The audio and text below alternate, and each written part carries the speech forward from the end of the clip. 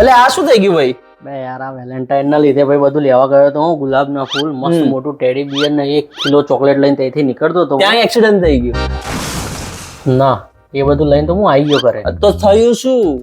એ પછી તો મેં રેસ્ટોરન્ટે બુક કરાવી દીધું ને બધી તૈયારીઓ ચકાચક થઈ ગઈ હતી. તો પછી તો ભાઈ ખબર નહીં હતા ભાભીને કોકે ફોન કરીને કહી દીધું કે હું કોકના જોડે ડેટ ઉપર જવાનું છું વેલેન્ટાઇનના. ઓ પછી પછી તો ભાભીએ ઘરમાંથી નવીન જૂની બધી હાવાણીઓ ભેગી કરી અને મારું તન મન બે સાફ કરી દીધું તબિયત.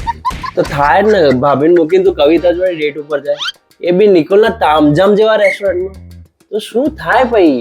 બે યાર જવા દે ની યાર.